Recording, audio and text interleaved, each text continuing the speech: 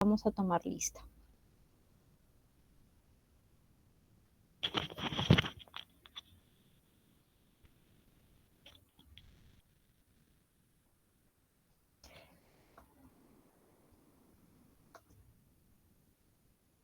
Ok, entonces sí se ve mi pantalla, de repente no la puedo ampliar, pero me avisan si se ve, ¿ya? Entonces, vamos a desarrollar el tema de manejo de neutropenia febril.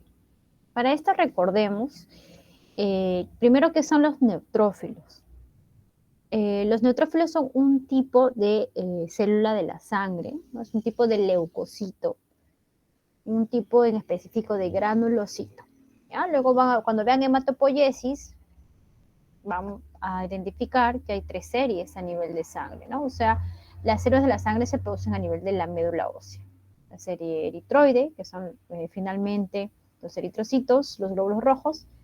La serie mieloide, que me va a dar a las células como los neutrófilos, segmentados, abastonados, a los monocitos.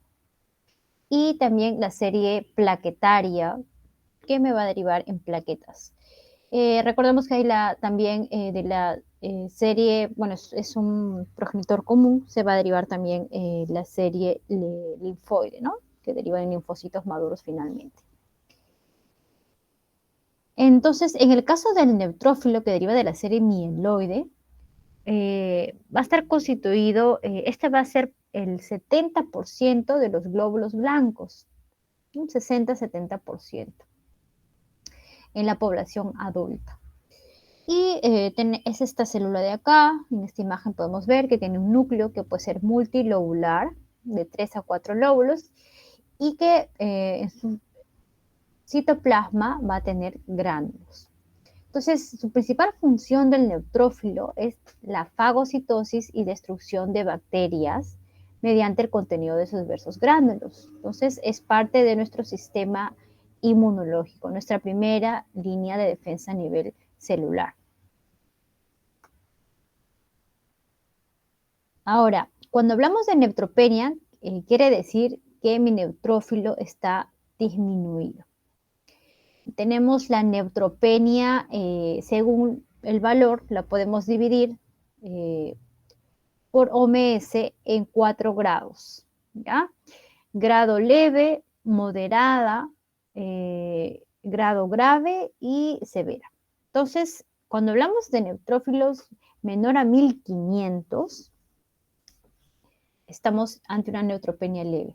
Si este va con un recuento de 1000 a 1500, es una neutropenia moderada, grave si es entre 500 a 1000 y severa cuando es menor a 500. Profunda cuando hay un recuento de neutrófilos menor a 100. ¿Ya? Entonces, mientras menor sea la cantidad de neutrófilos que yo tenga, mientras más grave sea mi neutropenia, voy a estar más propenso a adquirir infecciones.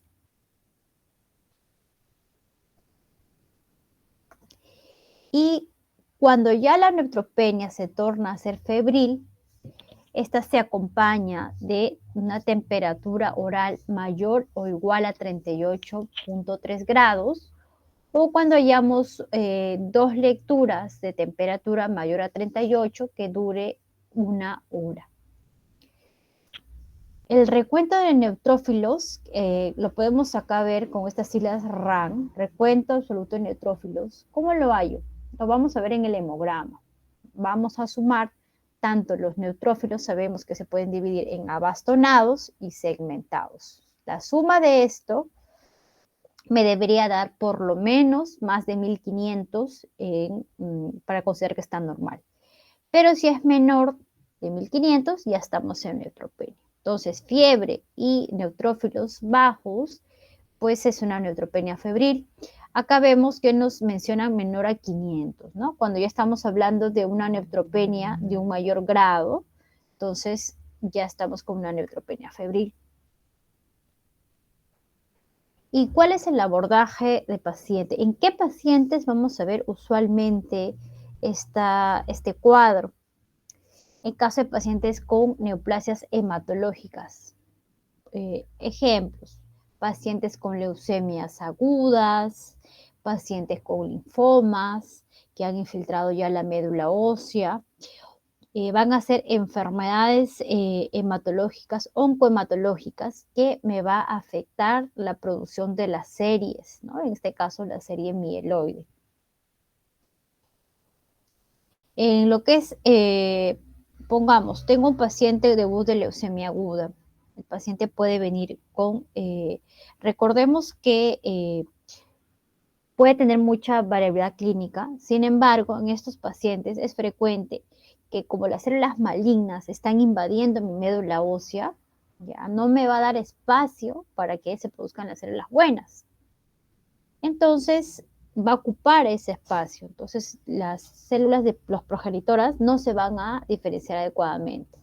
Entonces un paciente con leucemia aguda, esas células malas invaden la médula y ya no produzco adecuadamente mis neutrófilos, lo que me va a proponer a infecciones, no producen bien la hemoglobina, lo que son los eritrocitos, torna en anemia, o también afecta la serie de las plaquetas, los megacariocitos, y terminan habiendo sangrados o complicaciones hemorrágicas.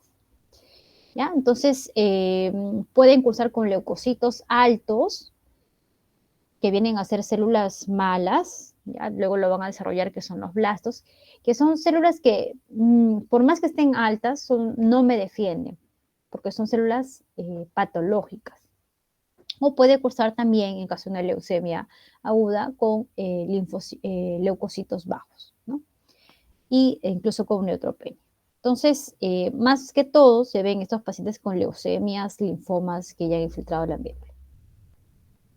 En cuanto a la mieloptisis, es cuando hay un cáncer generalmente sólido que invade mi médula. Una vez que ya lo ha invadido, no me va a dar espacio de que se produzca adecuadamente los leucocitos. Por ejemplo, un cáncer de próstata que se haya ido a nivel óseo, un cáncer de mama que me esté infiltrando la médula ósea. Los pacientes que están post-quimioterapia, recordemos que la quimioterapia lo que se busca es erradicar las células malas, ¿no? Esos fármacos son tóxicos. No solamente pero no son específicos, entonces no solamente me va a destruir mis células malas, sino también las buenas. Podría ser que destruya mis leucocitos, mis neutrófilos. Y los pacientes que se va a hacer trasplante médula ósea, antes de hacer el trasplante, se tiene que hacer una erradicación o una preparación de la médula, se trata de destruir, y se da fármacos que pueden llegar a producir también disminución de los neutrófilos, ¿ya? Y hay algunos medicamentos que me pueden generar, no solamente los quimioterápicos, hay otros medicamentos que me pueden generar agranulocitosis. ¿Han escuchado de algún medicamento que pueda generar agranulocitosis o disminución de los neutrófilos? ¿Recuerdan algún medicamento de estos?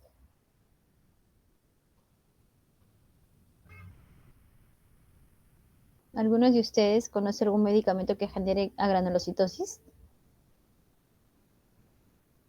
Chicos, ¿El metamisol? el metamisol, ya, sí. ¿Algún otro?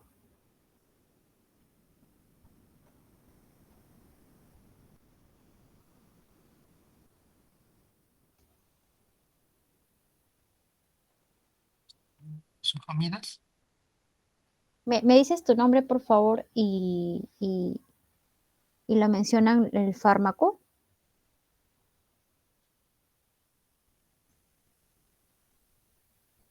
Hola, Antiinflamatorios, doctora. ya, también. La sulfamida, doctora. Ok. O sea, el metimazol, tenemos también la sulfasalacina, algunos antiinflamatorios, ¿no? La sulfasalacina, por ejemplo. Creo que mencionaron las sulfas, trimetoprim, sulfamethoxazol.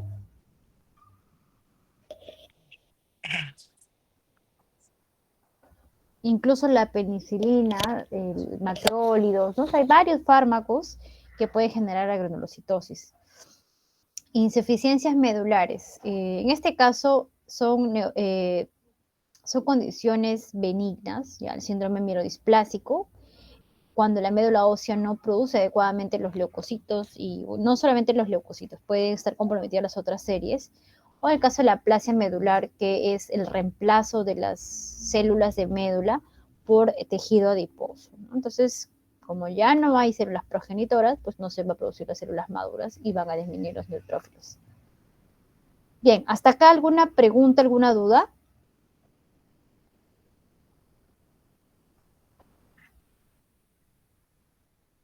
No, doctora. Ok. Entonces, ¿cómo evaluamos un paciente con neutropenia febril? Tenemos que hacer una adecuada anamnesis, ver qué comorbilidades tiene mi paciente, ¿no? De repente es un paciente oncológico que está posquimioterapia, ha recibido un trasplante de médula, entonces hay que preguntar eso. También es bueno saber si tiene enfermedades crónicas, por ejemplo, un paciente diabético, entonces sabemos que eso también predispone a un grado de inmunosupresión, entonces es importante hacer una adecuada anamnesis. Conocer si ha tenido alguna infección previa para ver qué focos tiene ese paciente probable. ¿Cuál es su medicación habitual? Justamente mencionamos que hay fármacos que me pueden generar agranulocitosis. ¿Cuándo fue la última quimioterapia? ¿No? Para saber si está asociado a la quimioterapia, la neutropenia, y los síntomas que tiene el paciente, ¿no? A veces puede estar asintomático porque es tan el grado de neutropenia que el organismo a veces no va a generar incluso mucha sintomatología, pero hay que consultar también bien si hay algún síntoma. De repente nos dice que está con tos, ¿no? Molestias urinarias, hay que preguntar tratando de buscar un foco infeccioso. Respecto al examen físico, hay que ver el nivel de conciencia del paciente, cómo están sus constantes vitales, cómo está la presión, la frecuencia cardíaca, ver si mi paciente está hipotenso, está de repente taquicárdico. ¿Y cuáles son los posibles focos? Ese es al examen físico, revisamos la cavidad oral, hay que auscultar los pulmones, revisar la piel, ¿ya? Entonces es importante porque puede haber formación, por ejemplo, de abscesos, úlceras, a nivel de la orofaringe podríamos encontrar úlceras, mucositis, o de repente abscesos, ¿no? Entonces, pequeños micro lesiones en piel, ingresan gérmenes y otros pacientes pueden generar infecciones eh, grandes, ¿no? Complicadas, que no sucedería en una persona que tiene sus neutrófilos normales. Y revisar los catéteres también en pacientes hospitalizados o de repente pacientes ambulatorios que usan catéter. ¿Por qué? Porque recordemos que este es un foco de ingreso de patógenos, ¿no? Entonces hay que ver si está con eritema o de repente está con secreción purulenta a nivel de los catéteres. ¿Okay? Respecto a las pruebas complementarias, tendríamos que hacer por lo menos un hemograma completo, solicitar pruebas de procesos, por ejemplo, la PCR, ¿no? La proteína C reactiva, nos ayuda también a ver si está asociado a procesos inflamatorios o infecciosos. Según el estado del paciente, requeriría un NAGA para ver cómo está el lactato, cómo está mi saturación. De repente es un foco pulmonar que de repente no es florido, pero se está afectando a nivel pulmonar, ¿no? Hemocultivos. Cultivos de la sospechosa se refiere por ejemplo, si me refiere que está con deposiciones líquidas, entonces podríamos hacer un coprocultivo para tratar de aislar un germen ahí. Está con tos, una tos de larga data, podríamos hacer cultivo de secreción bronquial, ¿no? Entonces, todo eso nos orienta a buscar foco. Y una radiografía de tórax, de todas maneras, para ver si estamos ante un cuadro de neumonía, ¿no? En algunos casos, cuando no es claro o hay periodo deterioro, se tendría que hacer mayores imágenes, como una tomografía. Entonces, revisemos siempre la cavidad oral para ver si hay mucositis. ¿Por qué es importante la mucositis? Que es la inflamación, ¿no? De la mucosa, mucositis oral, de la mucosa oral, ¿Por qué? Porque a mayor grado es más propenso en mi paciente de que haya translocación bacteriana y pues complique, ¿ya? Entonces, según la OMS tenemos el grado 0 cuando no hay ningún síntoma, el grado 1 cuando ya va a haber dolor y eritema, el grado 2 cuando ya presenta úlceras y se dificulta la capacidad para comer una dieta sólida. El grado 3 hay úlceras y ya el paciente no puede consumir sólidos, sino dieta líquida. Y el grado 4, que es el más avanzado, cuando se imposibilita la alimentación y se va a tener que dar alimentación por vía endovenosa o por sonda, ¿no? Ya acá tiene úlceras, hay mayor dolor. Entonces, mientras peor sea la mucositis oral, más riesgo de neutropenia febril. Mencioné que hay que revisar las mucosas, la piel y también la zona perianal. ¿Por qué? Porque es muy frecuente que se pueda formar fisuras, abscesos y este ser el foco, ¿no? O sea, puede ser que mi paciente, el examen físico aparentemente no hay infección pulmonar, no hay mucositis y a veces nos olvidamos de revisar la zona perianal y ahí puede estar el foco, ¿no? Como foco dérmico.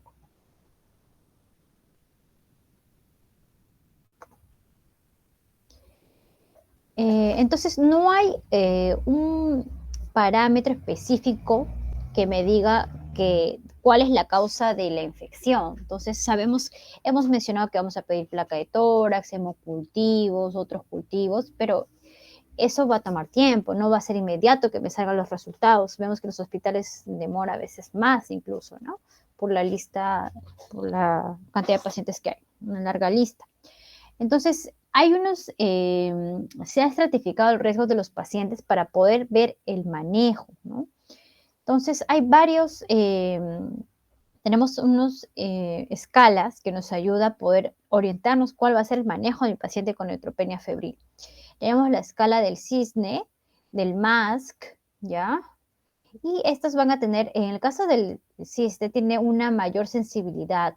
Y en el caso del MASC, se ve el que es hay de todos, ¿no? De menos de 21 puntos y menos de 24 puntos. Y el menos de 21 es el que tiene más especificidad en lo que es neutropenia febril, ¿no? En riesgo de neutropenia febril. Entonces, la escala MASC nos va a dar algunas características y estas las vamos a sumar para poder determinar el riesgo de mi paciente. En cuanto a lo que es la extensión de la enfermedad, si está sintomática o son síntomas leves, son 5 puntos, si son síntomas moderados, 3. Si no hay hipotensión, 5 puntos. Si no hay enfermedad pulmonar obstructiva, 4 puntos. Si tenemos un tumor sólido o sin antecedente de enfermedad fúngica previa, le doy 4 puntos. Ausencia de deshidratación, 3 puntos. Si es un paciente con manejo ambulatorio, 3. Y si tiene una edad menor a 62. Si mi puntaje es mayor a 21, es que hay un bajo riesgo de complicaciones, ¿ya? En la escala de The Clinical Index of State Febrile Neutropenia, que es el CISNE, ¿ya? Entonces vamos a tener otros parámetros. Acá según el ECOG, según el estado de performance del paciente, si es mayor o igual a 2, me va a dar 2 puntos. Si tenemos una enfermedad pulmonar obstructiva crónica 1, enfermedad cardiovascular crónica 1, y si tenemos un grado de mucositis mayor o igual a 2, también un punto. Si los monocitos están menor a 200, considera un punto, y si hay hiperglicemia inducida por estrés, 2 puntos. ¿Ya? Entonces lo vamos a clasificar según el puntaje de bajo riesgo, si es en 0 puntos, si es un riesgo intermedio de 1 a 2 puntos y un riesgo alto ya a partir de 3 puntos. Entonces tenemos diversas escalas. La que más usamos en la práctica clínica es la escala de MASC menos de 21 puntos.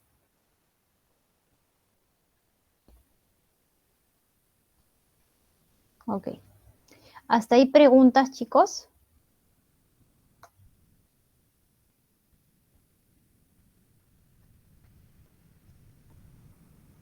¿Preguntas, dudas, consultas hasta ahí?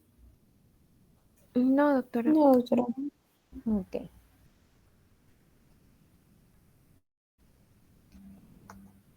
Entonces, ¿cómo es el manejo de un paciente con neutropenia febril? Viene mi paciente, hallamos una temperatura mayor a 38.3, mayor o igual, bueno, en este caso consideramos mayor a 38.5 y un recuento absoluto de neutrófilos, que es también ANC, son siglas en inglés, menor a 500, ¿no? Entonces, cuando es menor a 500, ¿qué grado de neutropenia estamos considerando? Leve, moderada, grave, severa, profunda. Severa, doctora. Severa, ¿no? Entonces, paciente con neutropenia severa, temperatura mayor a 38.3, requiere una atención inmediata. ¿Por qué? Porque estos pacientes rápidamente se pueden complicar, incluso fallecer, ¿ya? Entonces, estamos contra el tiempo. Calculamos el MASC y vemos si el riesgo, si el puntaje es mayor a 21, es un riesgo bajo. El manejo podría ser ambulatorio con una terapia antimicrobiana por vía oral, ya hay que ver que, o sea, dependiendo del caso. Y si mi riesgo es, si mi puntaje es menor a 21, tenemos un riesgo alto. Entonces, el manejo de este paciente sí tendría que ser intrahospitalario y dar terapia antimicrobiana de amplio espectro por vía endovenosa.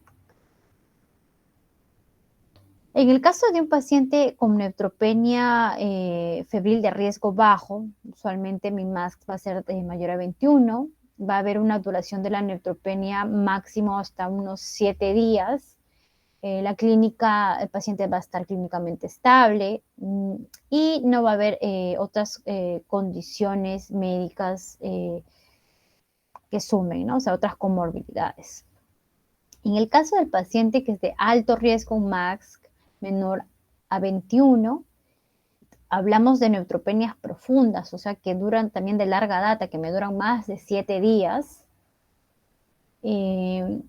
Y un recuento absoluto de neutrófilos podría ser incluso menor a 100, ¿no? Ahí estamos hablando de una neutropenia profunda, ¿no? Vamos a tener inestabilidad clínica, puede haber otras comorbilidades médicas asociadas.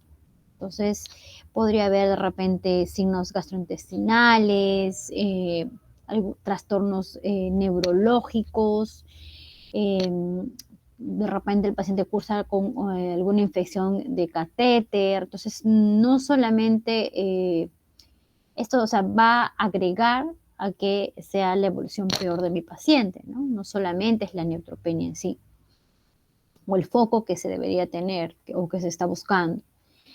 Se podría acompañar de insuficiencia hepática, renal, y también esto ocurre usualmente en pacientes con edad avanzada o otro tipo de, eso también depende del tipo de enfermedad, ¿no? O de la intensidad de quimioterapia que uno da al paciente. Hay quimioterapias que pueden generar neutropenias muy prolongadas porque son muy tóxicos para la médula, ¿no? Generan mucha mielotoxicidad.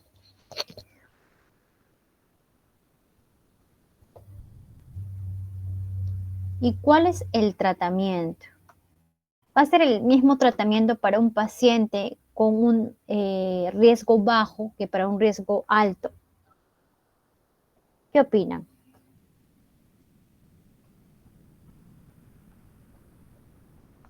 Chicos, el manejo de una neutropenia febril en un paciente con un MASC mayor a 21 y un MASC menor a 21, ¿va a ser el mismo? No, doctora. No, ¿no? ¿Por qué? Por las mismas características que ya hemos visto. Entonces, mencionamos que los neutrófilos son la principal defensa frente a patógenos bacterianos. Entonces, ¿qué es lo que se tiene que hacer? Dar una terapia antibiótica empírica porque no nos va a dar tiempo de esperar que salga el hemocultivo. Recordemos que el hemocultivo demora en crecer los gérmenes, que se cultivan de 5 a 7 días.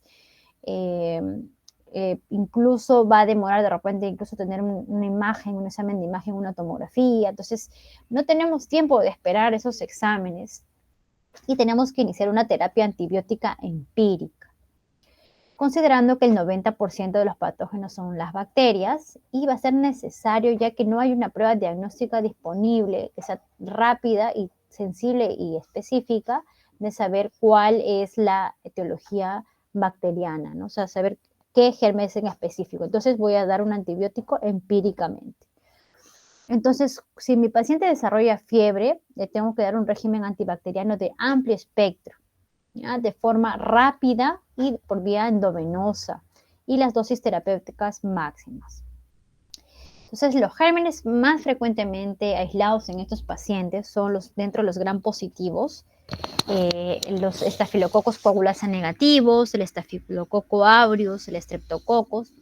Menos frecuente el enterococos, Corynebacterium, Clostridium.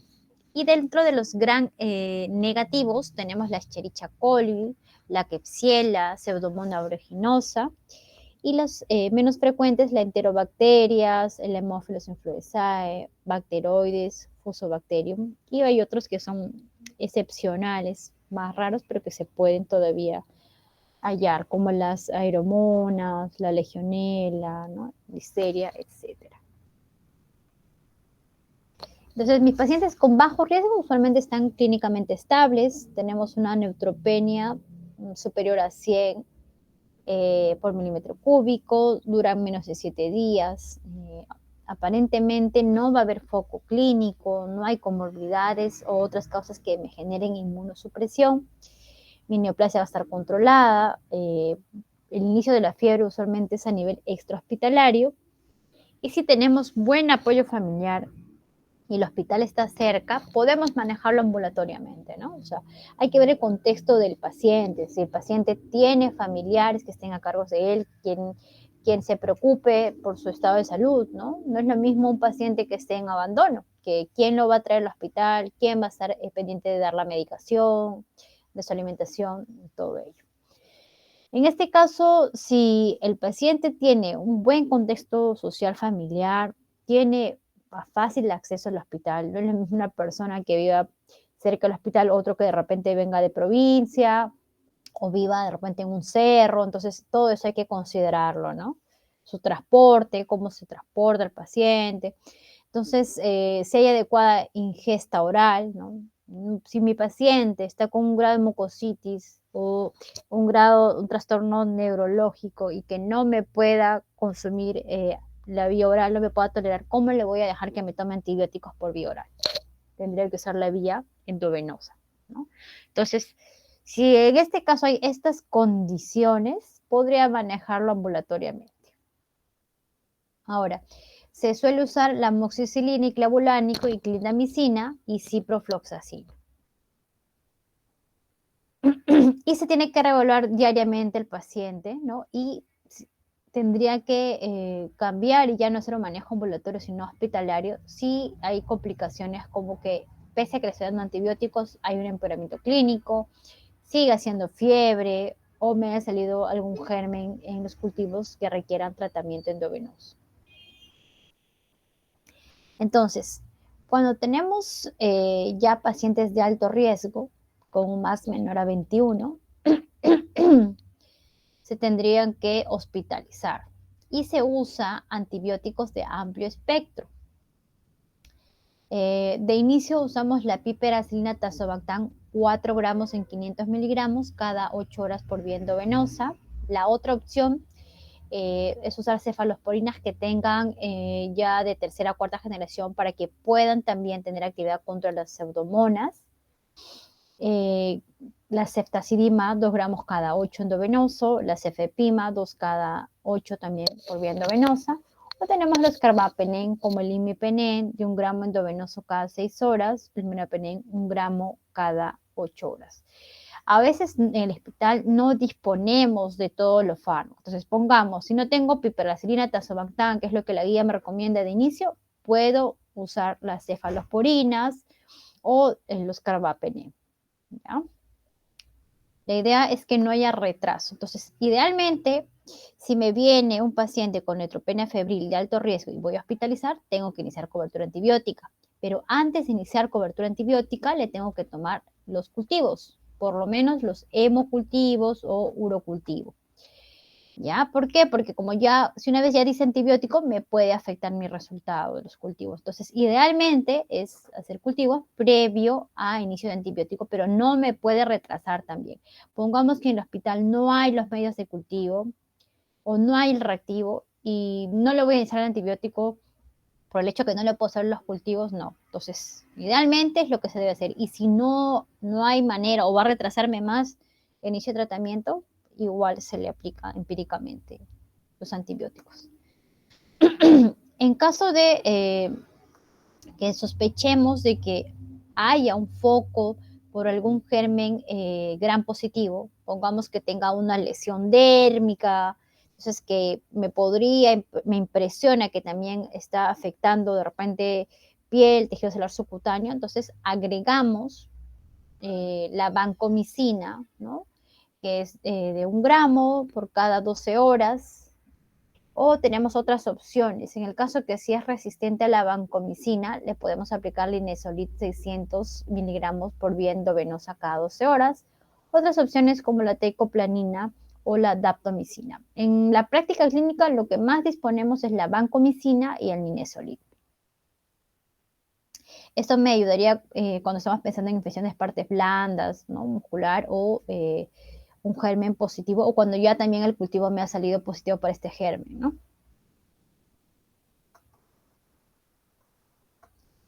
En cuanto a la terapia antifúngica, recordemos que son la principal causa de muerte en pacientes febriles con neutropenia refractaria, ¿ya? O sea, los hongos. Estos representan un 7%. Entonces, como mi paciente está neutropénico, también es frecuente que se pueda infectar con hongos. La etiología, la mayoría se va a infectar por mohos o algunas cándidas que no son albicans, ¿no? Entonces, se recomienda iniciar el tratamiento antifúngico a los 5 a 7 días, si es que mi paciente persiste con fiebre y con neutropenia, ya pese que le he iniciado antibióticos. El tratamiento de elección es la anfotericina B, y tenemos como opción el fluconazol porque hay algunos casos que mis pacientes ya terminan con falla renal, entonces no puedo utilizar la anfotericina B. O hay casos que no lo dispongamos, ¿no? Y recordemos que el fluconazol se puede usar en quienes se sospecha infecciones por hongos, ¿no? Pero no va a ser útil cuando hablamos de infección por aspergillus o algunas especies de cándidas en específico. Y va a haber otras nuevas alternativas como la caspofungina, el voriconazol. Es un poquito más difícil ahora el acceso, pero lo podemos tener en los hospitales.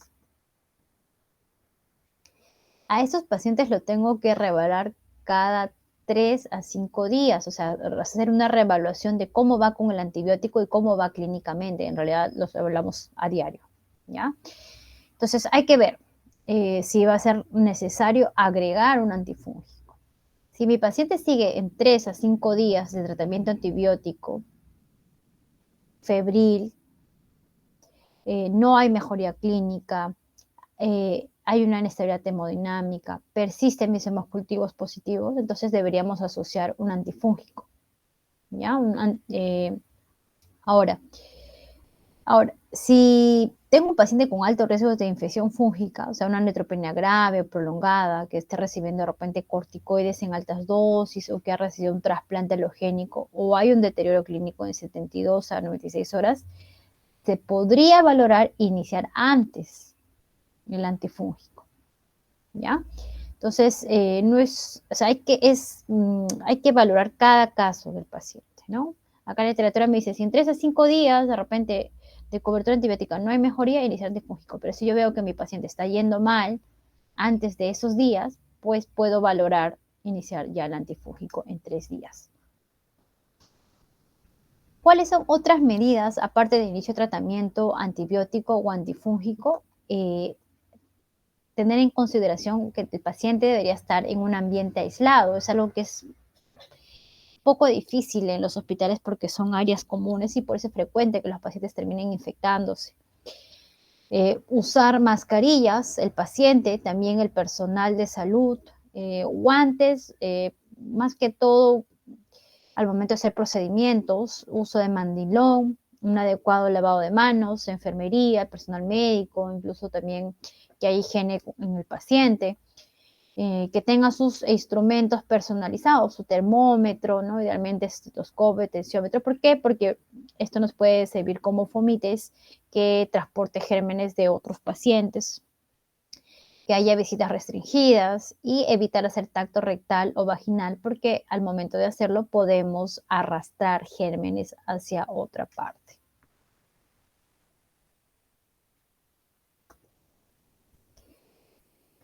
Tenemos el factor estimulante colonias. ¿Han escuchado sobre el filgastrin? Este es un estimulante de la serie de los granulocitos. ¿Qué es lo que hace?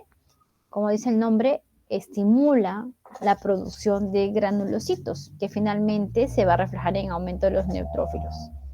¿Ya? Entonces, esto se podría considerar si es que hay algún riesgo de complicación, si mi neutropenia es menor a 100, si está durando más de 10 días, es un paciente en edad avanzada, si la neoplasia no está controlada, si tenemos neumonía o infecciones fúngicas o algunos datos de sepsis, o el paciente está hospitalizado en el momento que empezó la fiebre, ¿no?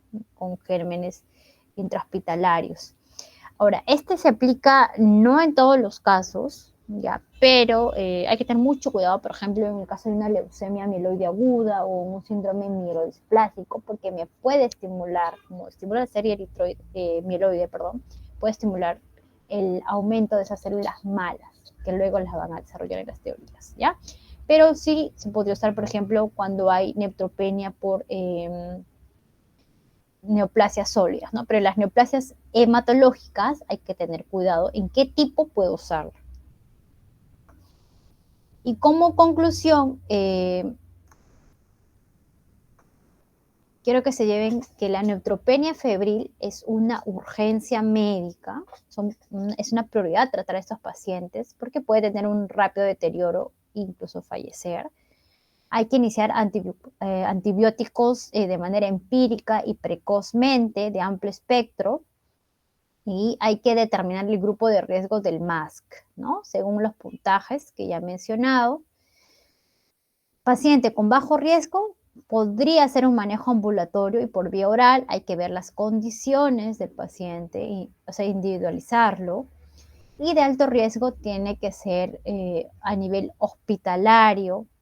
Se podría iniciar con un antibiótico como monoterapia y luego valorar si se puede combinar en algunas infecciones graves con un antifúngico o de repente algún otro antibiótico que amplíe la cobertura. Y podríamos usar en algunos casos los estimulantes formadores de colonias. Si es que el paciente persiste febril, pese que está con cobertura antibiótica, entre 3 a 5 días, valorar añadir el antifúngico. ¿Ok? ¿Tienen alguna pregunta de lo que hemos desarrollado?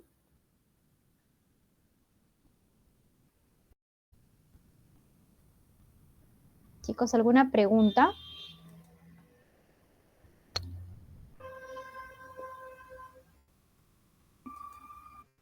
A ver, voy a pasar lista, ¿ya?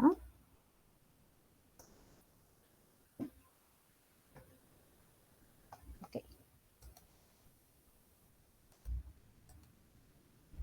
Aguilar Espino. Aguilar Espino.